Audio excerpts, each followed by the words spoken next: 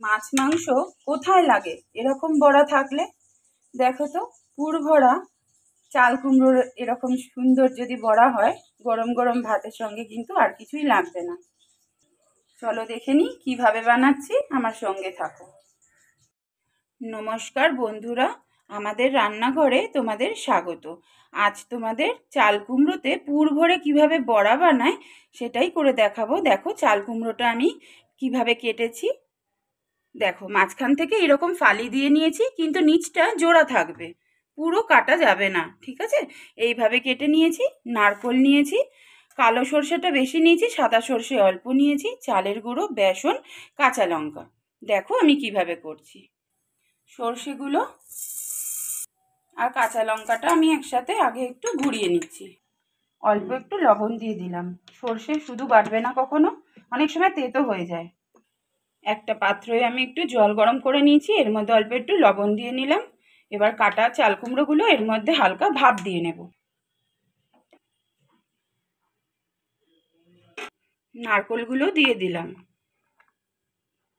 এই পুরটার মধ্যে কোনো জল ব্যবহার হয়নি, দেখো এরকম ঝুরঝুরে টাইপের এই পুরটা হবে। সামান্য একটু চিনির গুঁড়ো দিয়ে দিলাম। নুনটা আমার আগেই দেয়া ছিল, তাই এখন আর নুন দিলাম না। অল্প একটু হলুদ গুঁড়ো, সর্ষের তেল অল্প। ভালো করে মেখে নিচ্ছি পুরটা।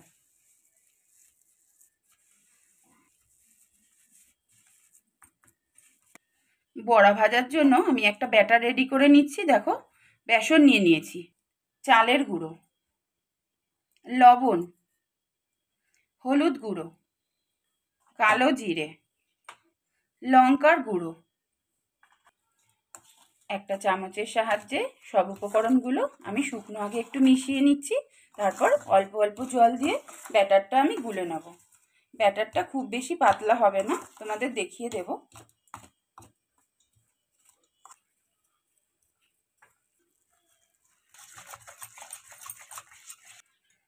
5-7 মিনিট মতন আমি ফেটিয়ে নিয়েছি। এবার 10 মিনিটের মতো রেস্টে রেখে দেবো এটা। এক এক করে এবার পুরগুলো আমি ভরে নিচ্ছি চাল কুমড়োর মধ্যে। দেখো হাত দিয়ে পুর ভরলে খুব সুবিধা হয়, একটু ঠেসে ঠেসে ভেতর দিক অবধি দিয়ে দিতে হবে, তো চামচে করে হলে অতটা ভালো করা যাবে না।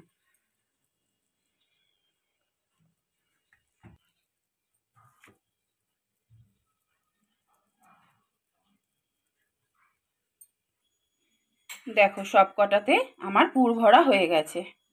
নিশ্চয়ই বুঝতে পারছো কিভাবে ভরেছি।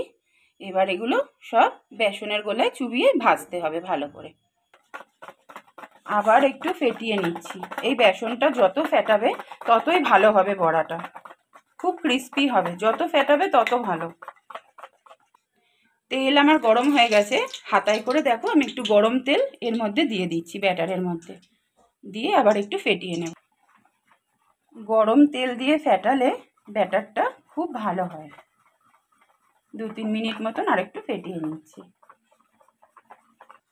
দেখো বেসনের কনসিস্টেন্সিটা ঠিক এরকম হবে। এই অবস্থাতে এবার আমার ব্যাটারগুলো রেডি হয়ে গেছে।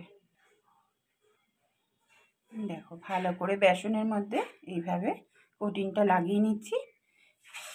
নিয়ে এক এক করে তেল এই সময় কমিয়ে দিয়ে রাখতে হবে, না হলে কিন্তু বাইরেটা চলে যাবে, ভেতরে কাঁচা থেকে যাবে।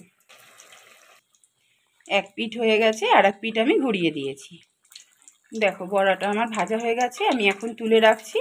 পরে আমি আর একবার করে ভাজবো, ডিপ ফ্রাই করব, তখন তোমাদের আবার দেখাচ্ছি।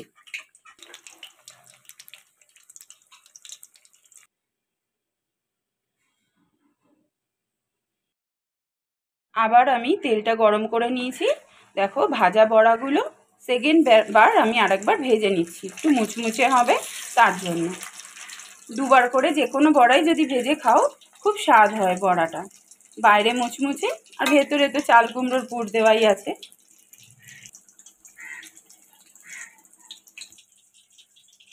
দুবার করে ভেজে আমি তুলে নিয়েছি একটা প্লেটে।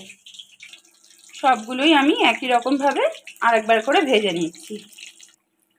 ভাজাটা হয়ে গেছে, এবার তুলে নিচ্ছি আমি।